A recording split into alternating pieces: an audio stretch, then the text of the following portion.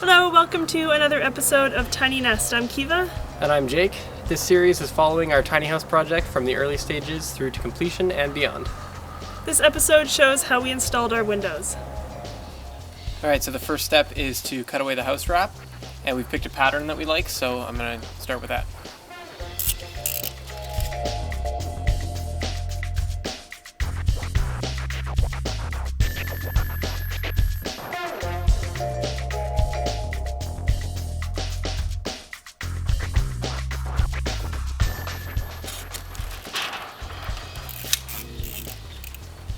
Now I'm just going to pop some staples in and cut off the excess.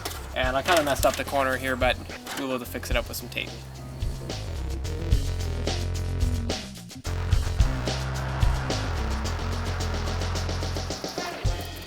We didn't invest in a slap stapler, we just used this regular one that we had hanging around.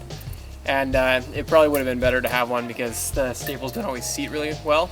So we end up going around and having to finish them off with a hammer.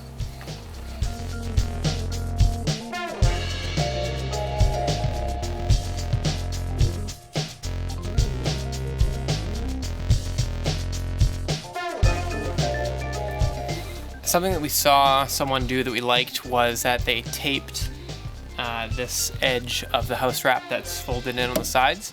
So we're doing that as well, and I've cut it about 2/3 in and put the staples pretty far in so that the tape will cover all of that.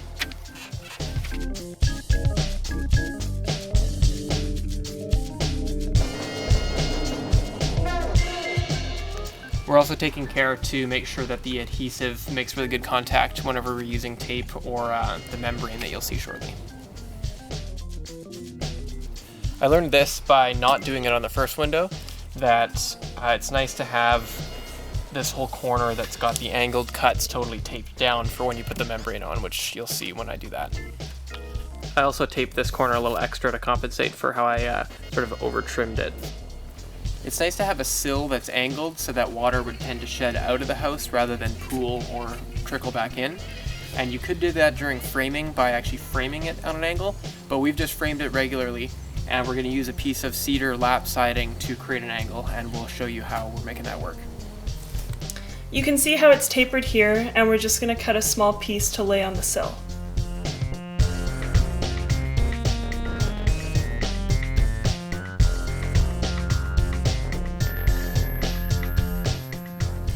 So we just placed the piece of cedar siding on the sill, and I'm just marking it from this side so we can cut it down to fit perfectly. Go ahead.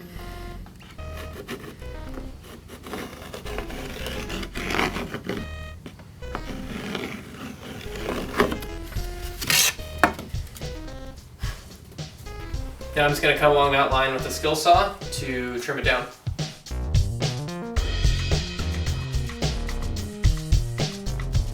So we got the piece cut and we just fit it into the sill like this.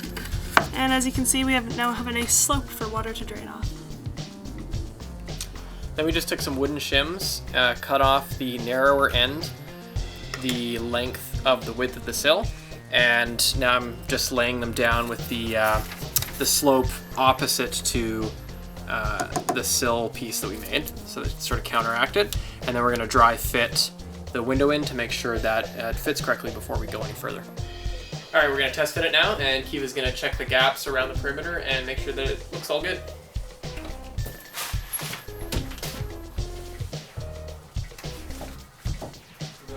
Yep.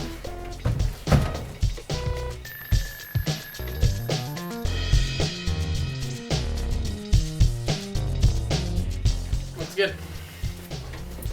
After installing all of our windows, we thought we should point out that when we were framing, we didn't accommodate for the space that the cedar pieces would take up.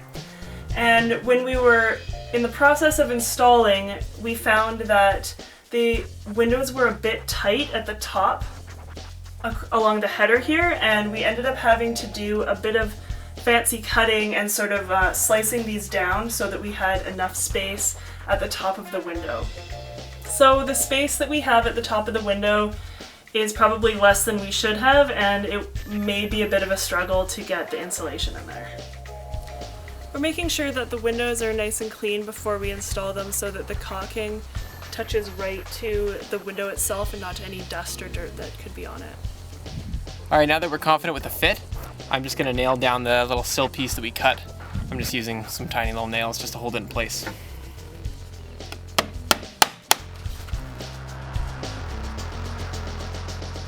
I'm gonna staple this down.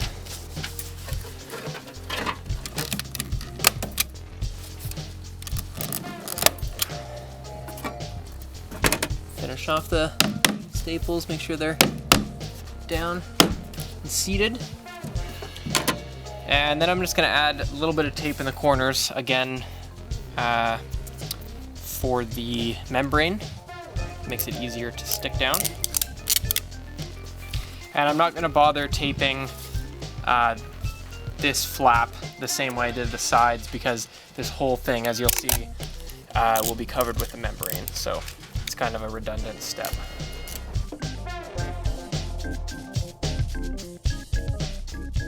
All right, it's ready for the membrane. The membrane product that we're using, people around here refer to it as blue skin, but it's just like a rubberized, sticky back stuff that is really squishy. So it self-heals, like if it gets punctured, it'll squish around and maintain the seal. But anyway, what we're doing is the method that we're going to use starts with these squares that go in the corners. So I'll show you what we're doing here.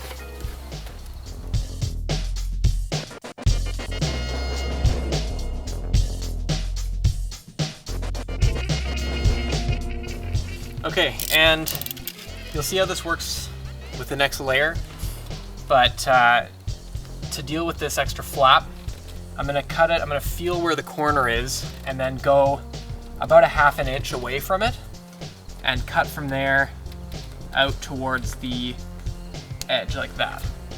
And then when I go to stick these onto the bottom and the side, I'm gonna push in so that little bit that's still intact away from the corner will sort of flex in and actually curve around that corner. Just like so.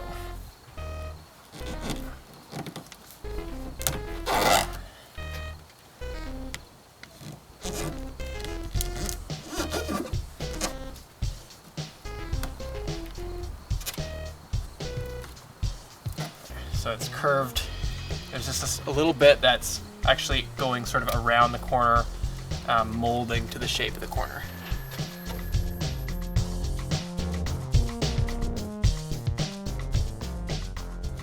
It's like we said earlier, we're making sure that any adhesive is stuck down really well. And this J roller works really well because when you push it down with your hand, it kind of feels like it's stuck. But after rolling the roller, I can see and feel how the flexy membrane is really squishing down and sticking underneath. So I definitely feel like it's a better installation using something like this.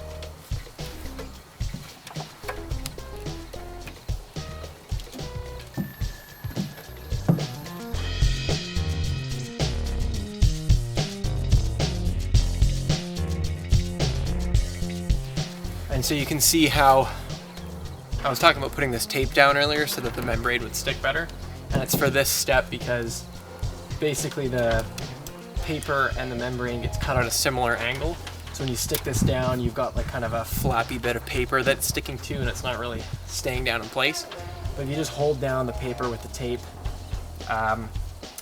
it keeps it all in place for when you put the next layer down, and it fits together nicely.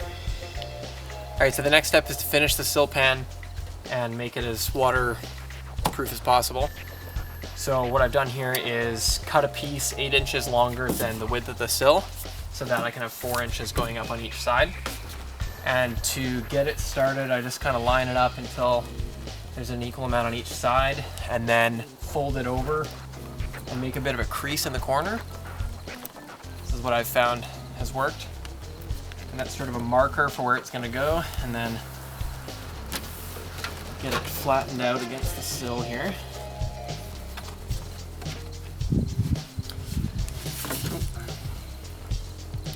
I'll peel one side. If you peel the whole thing, and it flaps around and gets stuck to itself, it's going to be a mess. So that's why I like to peel part of it, line it back up with the crease that I made down on this end, so that I know I'm sticking the right part down.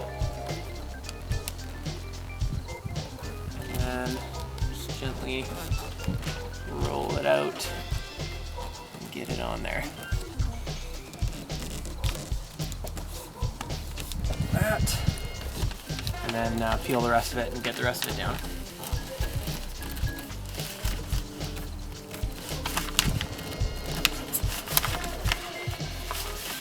And it's nice too because it's flexy. If you start to get a bit off, you can kind of yank on it and flex it back and keep it as straight as you can with the sill, just so that it lines up on the far end here.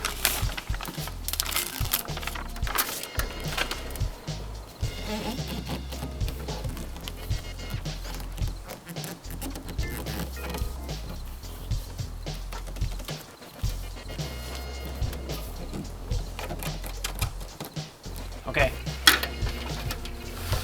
So this next step complements what we did with the squares, where we cut it a bit away from the corner and then wrapped that corner in to mold to the contour of the corner. So I'm going to do the same thing with this piece to sort of create an opposite contour by going just a little bit away from this edge here on both corners.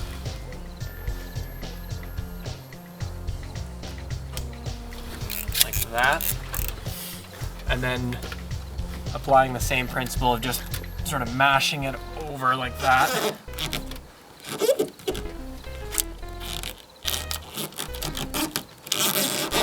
I get a bit out of square there, so it's a bit crinkled, but you can see how we've got a bit that spills over the corner like that. And so the result is that if water were, now it's never supposed to get in here in the first place, but if water did get in here, it would first want to trickle down the slope of that angled sill piece of wood that we put in. When it gets to the corner, which is usually the most vulnerable spot because it's difficult to get the flashing on, the way we've put the flashing on like this makes it so that it would have to fall down and then, you know, basically get under and then go against the other piece we've got. So the way they fold it over makes it for a really good water shedding kind of installation.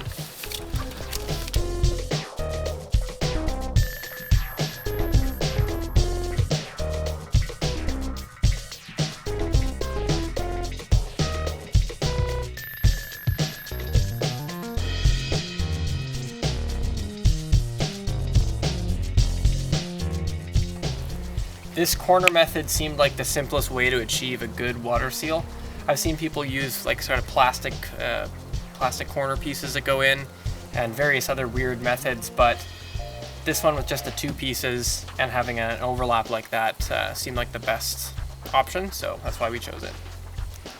All right, before we can put the window in, we need to cut a flap in the top of the house wrap.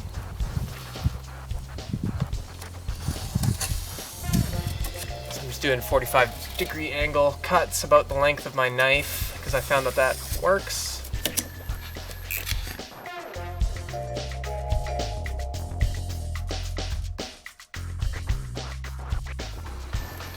All right, now I'm just dropping the shims back in place, and I'm just going to tape them down so they don't move around while we're dropping the window in place.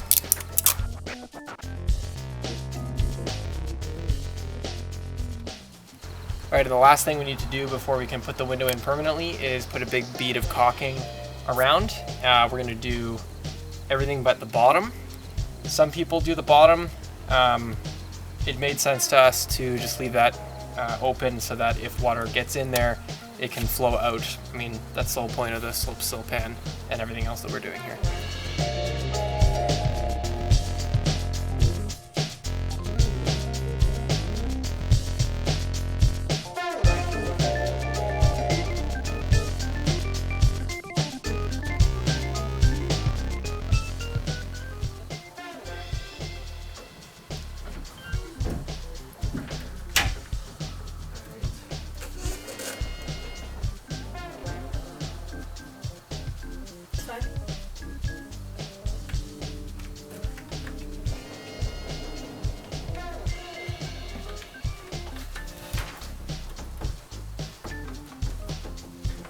It needs to go to your right.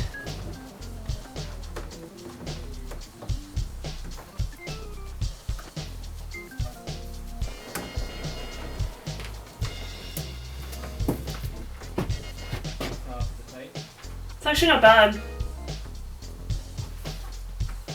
Looks good. Yep.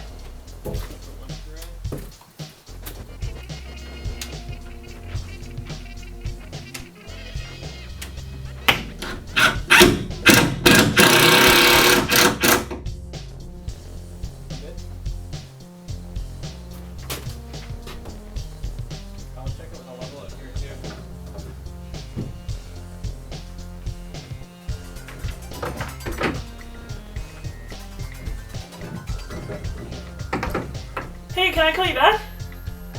I'm just on you. You're on YouTube. Oh, thanks. Okay, sweet. I'll call you back in a minute. Bye.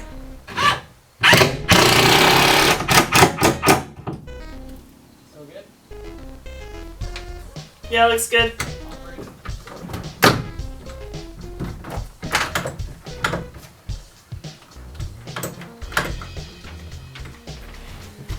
Obviously, the most important thing is that the window can operate properly, so we always check to make sure we can use it before we finish screwing it down.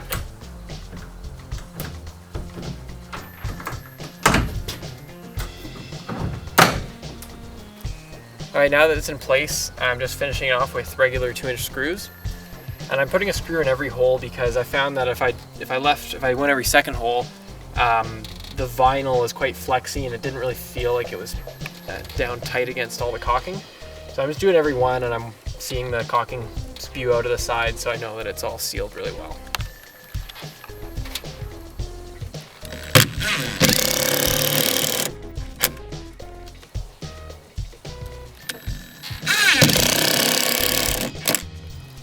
Something that we saw a professional builder talk about in a window installation video was fasteners along the top edge of the window.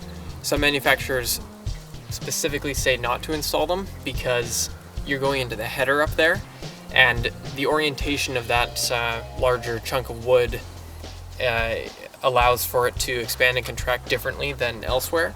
And he was saying that that could lead to basically popping he was using screws, so it could pop the screws out and actually break the seal that you've created. I couldn't find specific information either way on our brand of window. So what we're doing is just putting in some short roofing nails so that if it were to shift, a nail is more likely to slide out and have a bit of give, as opposed to a screw that's held in really tight that would more likely break the vinyl than shift inside the wood. We're using screws elsewhere to get that tight fastening, but up at the top, just because we do want to get it nice and tight but we don't want to risk popping, we figured it would be a good compromise to use these nails.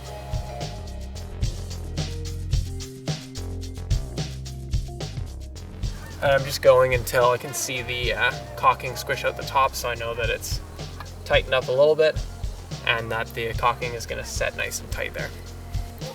So this one's all secure, and I've just cleaned up the caulking, and we're going to let it sit, give it a chance for the caulking to set before we put the membrane over top of it. And we'll go to a different window that we've already got to this stage on, and that's had time to dry, and show you the rest of the membrane. Alright, so we're just using the same stuff, and we're going to do the sides first, and then the top, and then deal with that flap up there.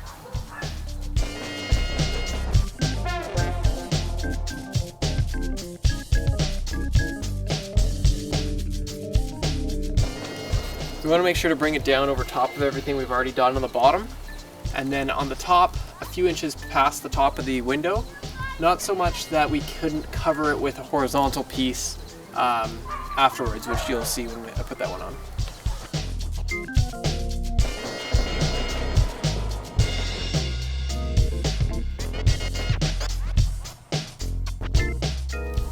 Alright, in the top layer, we want to bring out past the side layer, and you'll see this is what I meant by not having it go too high, so that the top, this top strip will cover that top edge, and it'll go past it so that it's the top of this piece is completely covered by this top strip.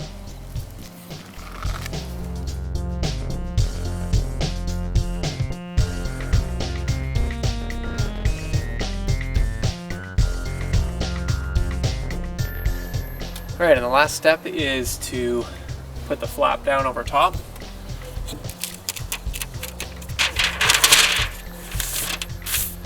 And I'm going to trim a little bit off the bottom of the flap, similarly to how I trimmed the flaps on the sides of the window when we first cut the paper out of the way, so that I can put a strip of tape that will catch both the membrane that's underneath and the flap and stick it down nicely.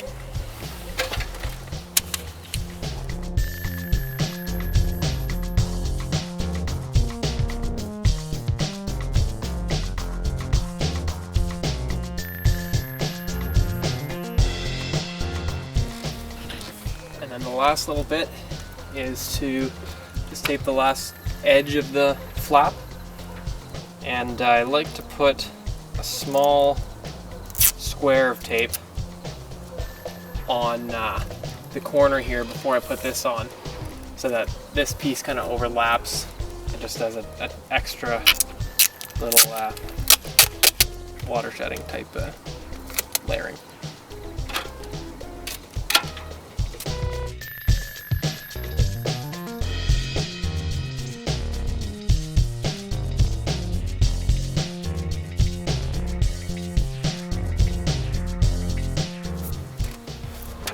And there we go, I'll just finish that side the same way, but the first piece of tape that it encounters is this, which is over top of that, which is over top of the house wrap flap, which is over top of this piece, which is over top of this, which is over top of the flange, which is over top of the caulking, and so on and so forth. And then there's of course that whole sill pan below.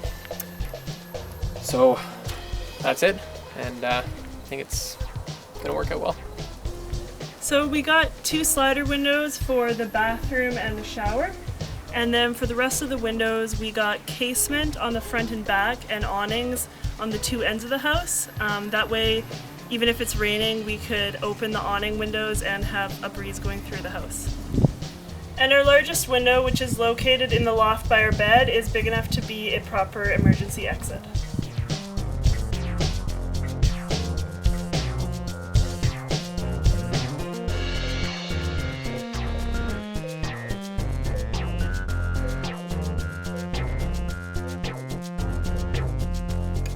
Benjamin, what a good-looking animal.